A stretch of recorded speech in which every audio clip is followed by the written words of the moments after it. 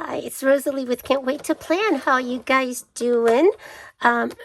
So today I am going to be sharing with you a project that I did for a client 15th anniversary. It's actually my investment banker at Charles Schwab, and him and his wife has three beautiful girls, and they are celebrating their anniversary on in July. So anyway, he had asked because he proposed to her on proposed to her at PF Chang. That's where they originally met several years before that. And he proposed in a fortune cookie. So he wanted to see if there's a way I can incorporate the fortune cookie part in the card. I said, no problem, not knowing how challenging that would be. His wife is super, I think I just posted a video where I showed the birthday card I made for her. She's very chic, very fashion forward, and a fortune cookie has no business being in for someone like that. But in any case, I took the challenge, and oh my God, it took me forever to find an image on the internet that looks reasonably chic, not like, I don't know, I saw so many, even the one you had to buy and whatever, that was just so not pretty. I don't want to use the word ugly, but and I didn't want to use the actual fortune cookie image. I want to use a graphic, like a drawing, because the actual fortune cookie always kind of wash out looking. It actually doesn't even look that nice. So anyway, a lot of challenges, and most of the time I spent on the card was spent thinking about how to incorporate this in a fun way and chic way and unique way. So anyway, I hope you like what I come up with. I want to show you a few essential that I use with this card, because the card has some mechanism to interactive mechanism. I made sure to use, now I tried a few other red liner tape. I think the original red liner tape come from, I don't know, 3M or something. I tried the one from Aliexpress from 𝘄𝗃𝗃, I think, and this one is the latest one I've tried, and I love it. It's from Hunkydory. Extremely sticky. This is a new size that they just got. It's 10 millimeter, 10 or 12 millimeter, and it's so nice because it's it's like what is this, 12 millimeter. It allows me to, for this card specifically, I was able to just use one line instead of, when you have something thinner, you have to use multiples. Oops, sorry about that. I keep hitting my head on the camera pot. Anyway, so I love that. That's a new one. Really reasonable price too. For anything that doesn't require a lot of strong application and also can withstand water, like if I have really thicker cardstock that don't mind having a water-based glue, I use their craft glue pen, because it does have a really nice tiny holes, and it's the way they close it. You see how it has that little cap there, which, oh man, I'm getting my nails done tomorrow. So it really doesn't dry out. It works really, really well. I was so impressed. This first time I pulled out to use. I bought it a little while ago. And then my favorite glue recently is this craft construction glue from Hunkydory. I bought 6 large bottle, and then I think 10 or 9 smaller bottle, and then basically I just used the large bottle to fill it in.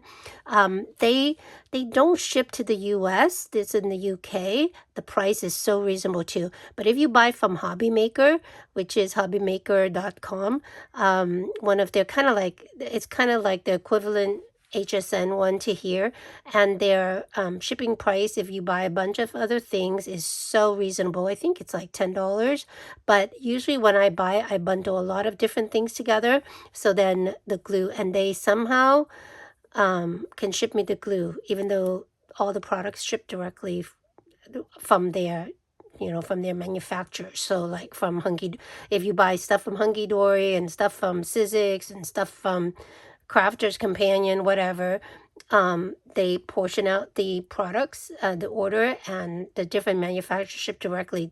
Hobby Maker, unlike HSN, don't stock anything in their warehouse. So anyway, I love it so much because it doesn't have any water. So basically, if you have thin paper that needs to stuck onto another piece of thin paper, you use this, you don't get any buckling, oh my god, it's so awesome. I've used this for everything, and once it's dry, it's stuck like glue. So you can do chipboard, you can do love. Anyway, okay, so let's get started. So because it's P.F. Chang, I went online and looked at if their website was on any kind of graphic, and I saw the graphic. I couldn't find anything close to it online, but luckily I found that I only have a few collections that was Asian focus, and this one from DCWV Die Cut with a View called the Far East Stack. Oh my god, I'm so happy I found this in my stack. I have never used it, just like many of my paper pads, but it is gorgeous. And I'll flip through, I don't even know. So this paper, very similar to the wallpaper on the P.F. Chang website. And so on, it's just a little bit bigger, a little bit darker. But so I chose this paper. It comes, the stack comes with 48 sheets, and it's 2 of each. Okay, so anyway, I don't even remember how much I paid for it, but I'm sure it wasn't too much. Then you got this beautiful, it's single-sided. See, very, very nice. And you know, there's enough stuff in there that if you want to use it for Asian stuff, you can still use it, and I'm sure you can still find these. I almost went for this, but I would only be able to use this side, and I didn't want to waste these. I don't know what it's saying because I'm not Chinese, but it's so pretty. It's all gold foil. All this is gold foil. This got some Japanese looking kimonos lady on here. This real pretty frame, good for a scrapbook layout, and so on. Isn't this stunning? It's so pretty. Is that like a, I don't even know what that is. That looked like a peacock or something like that. Got some cherry blossom here, some nice star-like thing.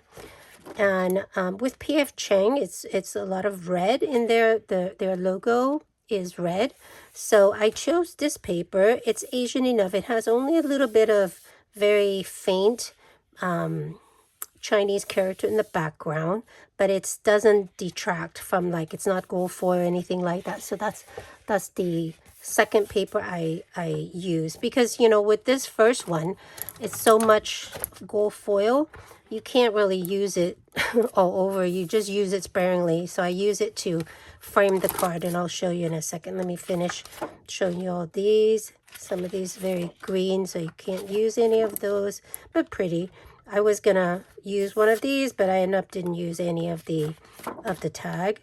So this one was, we had a red one there. These you can fussy cut out. It's almost like beautiful flowers.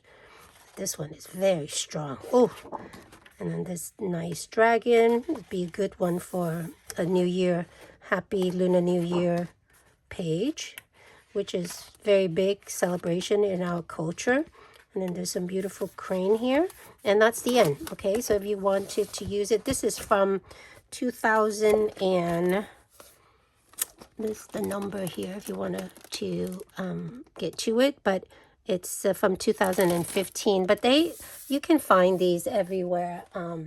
Not from the main store, but like from eBay and stuff like that, and it's not really that bad. So what I end up with is the fortune cookie. I wanted to use it as a spinner element after contemplating many different options of a card, but I wanted it to make it interactive enough, but not so much, and that makes the fortune cookie also just a little bit more chic, you know. Anyway, so that's what I came up with. So I used I only had 2 pieces of this paper, so I didn't just cut it out and put it in the bottom, put it in the back, and then, you know, cut this huge circle out too. So I just cut strip of it, and oops, God, I hit it again. So annoying. I cut strips of it and just line it on the outside. I cut this. This is a almost a 6.5 by 7 card, I think, because originally I was going to use like a 7 by 7 card, but what I want is to have this side, the height a little bit longer, so I can incorporate, you know, maybe embellishment, or I didn't quite know what yet. But so I took a 7 by 7 card from Hunkydory, the blank, and I just trimmed down 1/2 inch onto the side. So this was a bit, I made a mistake on using such a thick card blank, because it ended up, I made something similar, the style, for another client last year, and I figure, you know, these card blank, the thicker one may be a little bit nicer, but it ended up, it's so thick because I needed 4 pieces of, like 2 separate card blank together, so it becomes so thick. You see how it warped a little bit? I had to use clamp to clamp it down a bit and straighten it out, but it's not too bad. I don't think they're gonna complain or anything, but I wish it was, I wish I had used the normal card blank instead of the super thick one. The one they have from Hunkydory is like 350 GSM or 300 GSM, very nice and thick, love it. But you know, when you have to use 4 together in a card, it's probably too much, and I'll show you the reason why I use 4. So I downloaded that. I flipped the image vertically, like this way, so that when I glue the 2 together, it's, you know, match perfectly. I used some twine that I had in my stash, just gold twine, and this, again, I cut a hole about, I think the hole is 3, almost 3.5, a little bit less than that, whatever was the size around that size. In my surprise creation dies that I have a whole set of stitch nesting die from them. And so, and then, you know, it's very plain, so I use the Griffin square pleated ribbon die. I use this one, just the outer side one. Actually, it doesn't have a cutting thing in the middle, it's just a solid piece, so I use the same cutting die, circle cutting die, and carefully cut out something that would match, and then it wasn't too matching. I missed it by a little bit, and I didn't like the white showing, so I cut an extra one, and I just kind of shifted a little bit so that it covers the holes better, because the back hole was, you see how that, this side I didn't care as much, but the front side, it showed that, so I did a second one and I laid on top in order to do it. And in the back I added another one too. So I did every single surface have paper, because you know, after I did it, the back looks so white that I had to do that too, just to make it look, you know, normal. And anyway, so I took one of the card blank, and I flipped it around so it opens like Do I have one here so I can show you?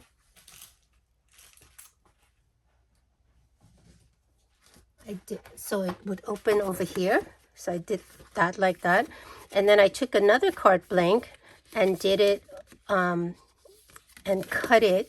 You know, it has to be trimmed from the 7 to 6.5. So I leave 1/4 inch on one end. I cut the two separately, and I just made a flap of about 1/4 inch, and I glue them, both of them, onto the inside of the front one, you know, and so forth. So that way I actually have 4 panels, total of 3. This is 2. I don't know if this makes any sense. I'm so sorry, guys. And this is 1, and this is 1. So total of 4. 1, 2, 3, 4. Okay. These 2 I cut separate. I cut it out from the card, but the front one I kept together because basically after I cut the circle and everything, I sandwich the spinner element in here, and then I put the two back panels of the card in here, and then I glue the whole thing down, and then you can flip like that. You see? Yep. Anyway, so that took some doing to make sure everything lined up and so forth. Then I took after everything is done, oh, I saw that this one is crooked, shoot. And I just re-glue it down too. It's okay. Handmade mean not perfect, right? This together, 𝘄𝗵𝗃𝗽𝗃, alphabets. I was looking through, I'm making a first year scrapbook for my niece Devin, who was born last Halloween in 2023, and I was going through some of the paper because the color theme of what I make her is green, a little bit of kind of a greener teal and pink, and very light blue, and so on. So I thought maybe this might work in some of the background paper, but it didn't. But anyway, I saw that it has this one. This style of alphabet is like my favorite. It's so nice and clean. It's almost Rachel Dunn style, you know, almost like that. And I had something similar in Diamond Press, but it's a little bit smaller, and it doesn't have as many, so I don't even know if I can even spell out the word together. But anyway, I found this in here, so I use it. Oh my gosh, thank you so much.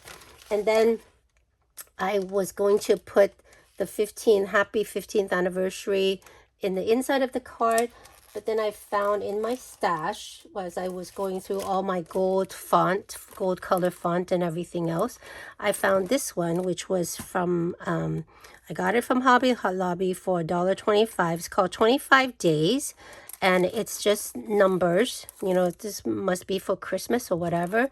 So I just took the 15 and added to here. So it's so nice. I had to, by the way, re-glue all of these stickers because once they go on, they kept peeling off. So I didn't want it to go bad. Okay, so then on the inside, the first back panel of the card, I did I took their photograph that they just recently taken when they just went on vacation in Spain in June. And they did this photo in front of this beautiful church or whatever gate. Is so pretty. But it wasn't big enough, and I didn't want to crop that. You know, I needed a little bit of a square photos. And if I cropped that, it just ruined that beautiful archway. So I developed 4. I'd actually developed 5. So one I didn't use, but I developed 4 of the photograph. I matted with gold foil. By the way, the gold foil I use is from Hunkydory as well. They have the perfect gold color shiny foil. You know, they call it Miri card. And I use that to mat the photos. And then I just took one larger mat, like this is a total like a 6x6 card here. I took a 6x6 mat and I just glued the other two photos on the side, and then this one goes on top, so it covers her photos and cover his photo on this side, so it makes it a larger photo and it just looks interesting, I think, right? It's so pretty.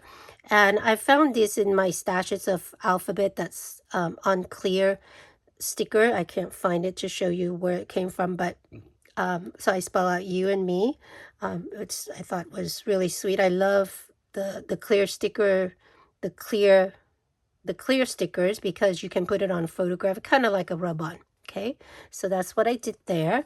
And then on the final back panel, I added the sentiment.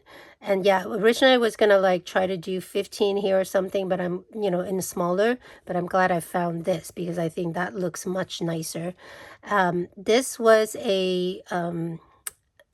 like an Anna Griffin topper topper set, and they say happy anniversary, beautiful, but it looked lost in the middle by itself, and I really wanted to tie it in with the whole Asian theme. So I cut the same, I actually didn't cut it, I just took the circle that I cut out of this paper in the front, and then I found another circle die that I have in my stash, and I just cut a circle that's a little bit bigger than the circle, and that way I kind of frame everything. I put a beautiful Anna Griffin bow on there because this, and then I did develop one that's a little bit bigger of them. I was gonna take these that I die cut out from the photo in the front to make it a little bit bigger, but at the end it just covered too much of the gate, and I didn't like the way their feet would stick up on the bottom. So I didn't want to throw it away because I spent all that time cutting it and everything. So I went ahead and put it in here. So I didn't care that the bow is taking bulk because this was on foam pad already. So it would have taken the bulky anyway, so the card doesn't really close very well, you see, but that's okay, right? I mean, that's no problem at all. And this paper I just found in my stash of the Hunkydory card insert. It said something else in the middle, like best wishes or something or another. I just cover it up, and I had to use 2 sheet because it wasn't enough of the big 6.5 by 7. And then the back, yep. And that's basically my card. I hope you like that. Oh, and then when it came to getting the, did I show you everything? Yeah. When it come to getting the envelope done, what I came up with is I just use my black marker, and I just draw a line, a frame around the whole envelope. And I downloaded this image from the internet. It came with the chopsticks too. It's so on. So I printed them on cardstock, and thicker cardstock, and I put them on. I cut them apart. But before I printed it out, I did take a font and kind of move it around a little bit and put it kind of an incline. I was trying to find a way to do the tunnel effect, but because it's kind of I don't know. But anyway, I couldn't figure it out. So I just did that, and I think it came out nice. So then I just cut it out, used my construction glue to glue it to the thin envelope here. This is an 8x8 envelope, the 7x7. Actually, I couldn't even find it. It should fit, but I couldn't find it. So I'm using the 8x8. And as I was, originally I had the envelope the correct way, but after I turned it around to do, using my T ruler to do these line, by the time I added these together, look, it's upside down. Oh well, I was gonna redo it, but what the heck, it was late last night, and so I have to get it to him today. The the day before his anniversary. So anyway, I hope you like what I came up with. I was so proud of myself, you guys, because it's like the fortune, and this isn't that fortune cookie stunning. It's like, oh, and by the way, I don't know if you don't know, spin a card. It's literally you spin, you spin, you spin, right? And then you put it in the envelope, and when they open it, they go, wee, right? Oh my gosh, so cute. Anyway, by the way, his wife absolutely love her birthday card. She was just flabbergasted, and he was so happy. He even called me specifically to tell me her reactions and how much she loved it and everything, because normally we just text. He's a very busy investment banker. But anyway, so I'm just so happy that she loved it, because I've never met her. I don't know what to expect exactly, you know. Anyway, all right, you guys, hope you have a wonderful week, and I will talk to you real soon. Bye for now.